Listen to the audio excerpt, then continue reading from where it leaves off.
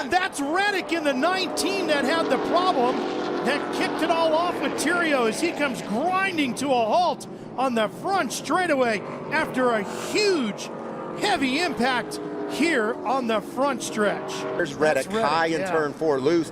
Just about has his truck saved, and along comes Theriault. Look at that right front tire. Yeah, really nothing Austin can do. At all. Tyler Reddick, he was just fighting to regain control of his truck. A truck series has always been an experimental series for young drivers trying to make their way into NASCAR. But one driver who's extremely experienced today is Tyler Reddick. He made a mistake when trying to pit, and Austin Theriault would make contact with him down below. Austin Theriault's truck was sent up the racetrack and went head-on into the outside wall. Austin Theriault was alive, but he was seriously injured, and this actually ended his racing career. Whoa! Whoa! Berry's gone, and he goes up and over! Huge hit for Josh Berry.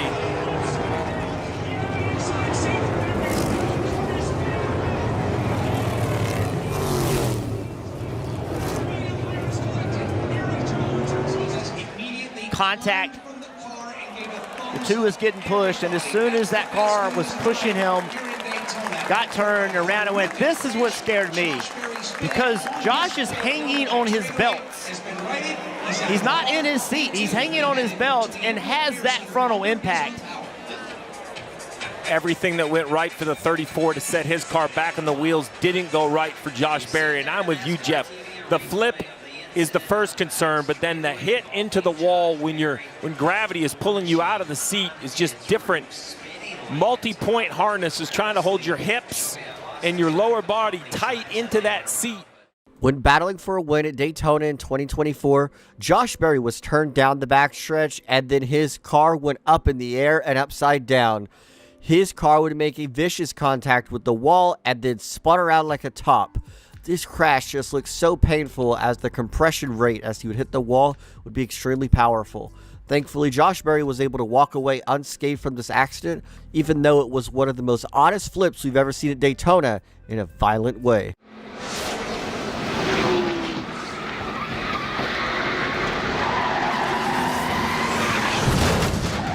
My rookie year, punctured a tire, sent the car hard into the wall. And I ended up with a broken leg, fractured clavicle, just numerous injuries. He is out of the car on the stretcher. He is conscious, and they are going to load him into the ambulance. Not at all. Ryan Newman off turn 4 for the final time. Blaney to the outside, to the inside. Here comes Hamlin up the outside. Wow. Crash into the wall, into the air. Goes Newman. Upside down. In a shower of sparks on his roof. Ryan Newman comes across the line, 4th. And comes to rest. Scoring. Unofficial. Newman gets a pretty good run to the turn 4, but now here comes a huge run by Ryan Blaney, being pushed by Denny Hamlin. He tries to go to the outside, then the inside. They lock bumpers and turns Ryan Newman around. Upside down he goes. Corey LaJoie coming along, making contact. Just lifting Newman's car up and over. And it comes to rest on its roof. Here is the second closest finish in Daytona 500 history. Denny Hamlin, the winner in both of them. This time it is Ryan Blaney finishing second. Blaney tried the top side, tried to get low. Ryan Newman goes around, and the car goes to its roof, and here's the onrushing Corey LaJoie picking it up and over. Rex starts in front. He runs in the back of the 24, gets up on the 11. Now he's on top of the 50.5. Now it's just along for the ride.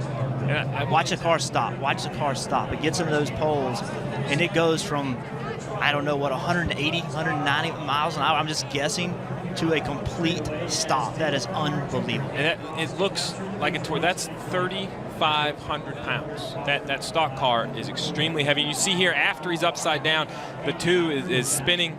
Obviously, he's already lost control, makes more contact with the 3. Earnhardt Jr. to the bottom of the track. Jr. will win at Daytona. What's behind them? Oh my God.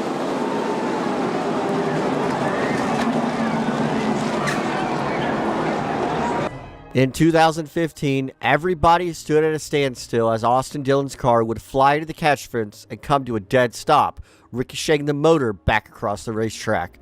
Pretty sure everybody was expecting the worst, but thankfully Dillon was able to walk away from this horrific accident, and hopefully we never have to witness another crash like this that could endanger the fans and the drivers. Three Fords have separated themselves. A big push coming now for Harvick. Oh, and around goes a couple cars. Preece upside down. He's barrel rolling through the grass. Ryan Preece upside down in the infield. Caution has come out. He's on his wheels. There was fire off the left side of the car. A huge barrel roll for Preece and the AMR safety crew there to him. It's a push from the 43 car, and it's airborne. I mean, I thought that maybe it hit, you know, the road course or some curbing or something on the road course. The kink lifted that car, but it was just traveling so fast. It happened right when it got in the grass. As soon as it got in the grass, that's when it started to lift. And then this is just violent. I mean, look at this car. We've seen barrel rolls, but when it climbs into the air, I mean, even right there, multiple flips. 10. Every 10 time flips. it leaves the ground. All the dirt and everything that gets inside that car. It's just wild how fast that car was sideways and in position to get airborne. It's terrifying.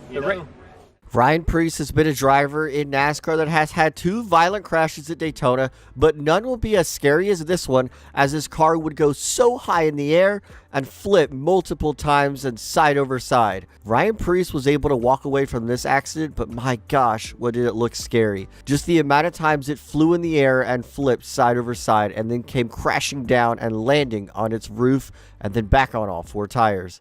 It was horrifying to watch. But this just proves the safety and innovation that NASCAR has had over the last 25 years and how much safer it's become. But I don't think anybody would have been able to walk away from this accident back in the early 2000s or even the 90s. Oh man, further back, Elliott Sadler. And look at this. Gosh. Engine is out of this thing. Oh my God. Net is down for Elliott. He's got the helmet off already. That is the best news.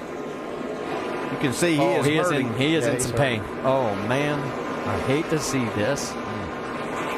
Look at the front of that car. Engine completely out of the car. Screen. Oh my gosh. Oh, oh my gosh. Hey, look at that. Head on into that Armco. Jimmy Johnson down for the green flag, trying to win a chase and trying to win a race. Oh, and Johnson gets a good restart. He gets away from Edwards by about 5 cars. Junior spinning. Earnhardt Jr. spins up in front of McMurray. Tire flew off that left rear of the 8 car. How in the world did that happen? That tire completely fell off the car. That's a one attempt at a green-white checker. Coming through the white, coming through the white. Kind of luck. This is the emblematic of the kind of year I've had. Watch the 8 car. My heavens. Man. It's like maybe a broken wheel or something. I mean, the lug nuts just, don't all come off the car at the same time. It could have been a broken wheel. And Jamie McMurray, oh my gosh, bad day for him. He had such a good run going on. What a crazy finish. That is crazy. Comes off there right up in front of Jamie McMurray. And suddenly a day he thought might end up in victory lane ends up with disappointment once again. And there's 2 fellas that didn't do anything wrong at all. Jamie's just a victim, and Junior broke a wheel. Kyle Busch looked to have this race in hand with only a couple laps to go up until Johnny Sauter would blow a tire and hit the outside wall, bringing out a caution. This would shuffle everything up. This is exactly what happens, it seems like, in NASCAR. When there's a great finish fixing to happen, somebody in the back blows a tire or hits the wall and the caution comes out. But what would ensue after this was calamity for Dale Jr. Jr. would restart 3rd on the final restart of the race, looking to have a shot at winning. He's already had a horrible 2007, and he wanted to end on a high note. Unfortunately for Earnhardt and the 8 team, his tire would fall off his race car and he would crash. Shoving to the bottom. He just wanted to touch him, man. Just wanted to touch him. Can't get him to the high side. Here he comes. There he turns him. He turns him. Busch in the wall. Here comes Stewart to the checkered flag. And another car gets him the backside. It's Kasey Kahne. And they're scattering everywhere as they come to the line. Some of these guys hit hard, man. And one of them was Kyle Busch. They're still hitting hard. Man, that's an ugly finish. But incredible. But that was 100% mirror driving, and that's what you have. That's what Kyle Busch had to do. That's what Kyle Busch had to mirror drive. Tony Stewart had to put the car push him there around, right. and stick the car where we saw this same thing in Talladega when. And, you know, I don't think Stewart. I think once he sees all this, he shouldn't be beating himself up too much on this deal. I mean, like I said, you're looking at the checkered flag at Daytona. All bets are off. Yeah. That's a hard hit by the 18 car because he hits with the left front and then drives the driver's side into the wall. Kyle Busch was trying to go back-to-back in Daytona summer night races, picking up the win. He won in 2008 over a splitter over Carl Edwards. And in 2009, he had the dominant race car and planned to do just that, go back-to-back. But unfortunately for Busch, coming to the start-finish line to finish the race, he would block Tony Stewart once. But when he would go back to block him again, he would overdo it and crash himself in the process, taking himself out of contention for the win and making a violent crash with Kasey Kahne, who had nowhere to go. This was an extremely awful crash that Kyle Busch was a part of, and he even made more contact with people in the back. Thankfully, Busch was okay, but this was definitely a gone wrong moment for Busch, as he was so close to winning for a second time at Daytona. 2 spots to see who's going to get their shot at winning tonight, and for the second time, and that's a big hit for the 34 of Jesse Auji. We were just talking during the commercial break, Michael and I, and we've been watching everyone's time. At least 2.5, 3/10 of a second of speed gone out of this racetrack since qualifying, and it's obviously grip. Yes, it is, and the trucks are slipping and sliding. We've seen a couple examples of that, and that was a scary ride for Jesse as he lost it coming off turn 4.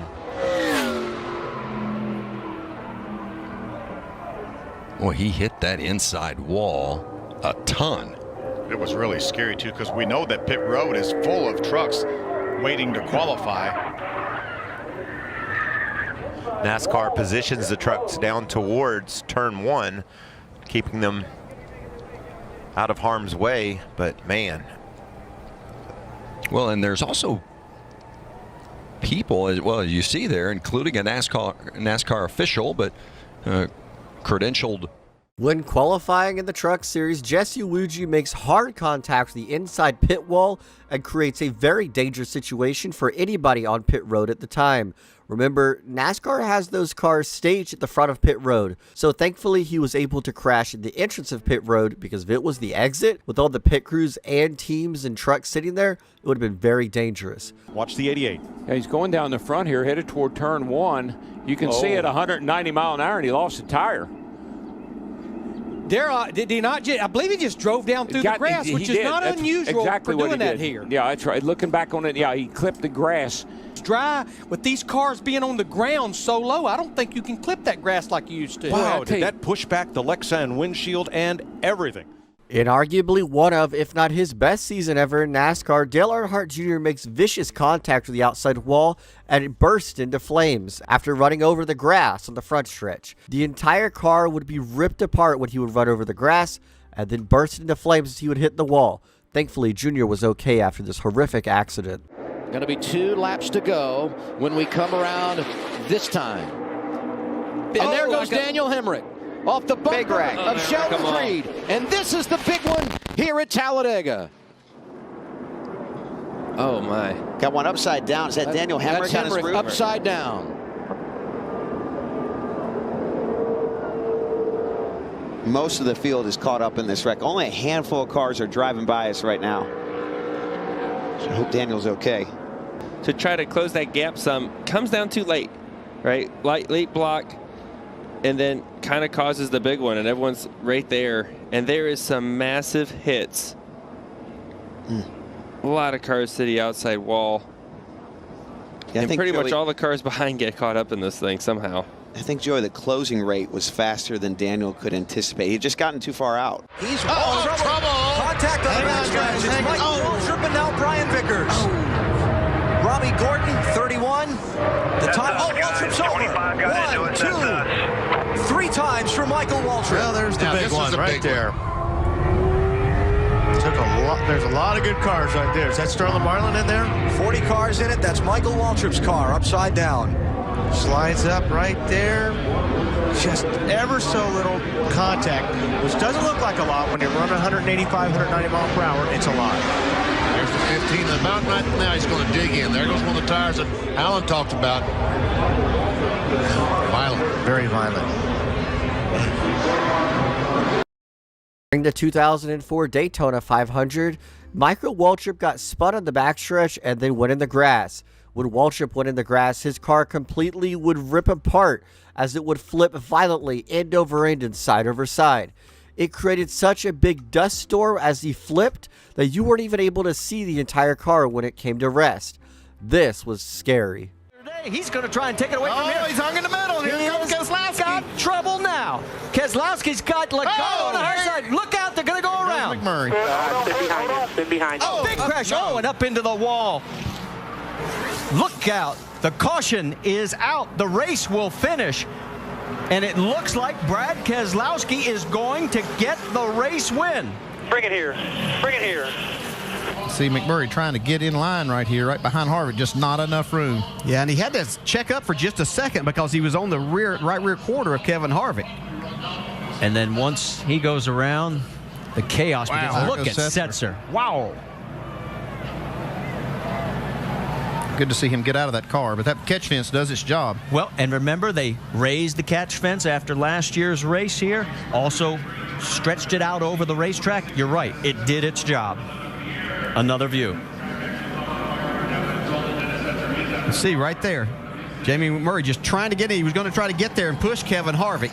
Just got to remember, an opening. They're coming to the checker flag, so they're not going to let off.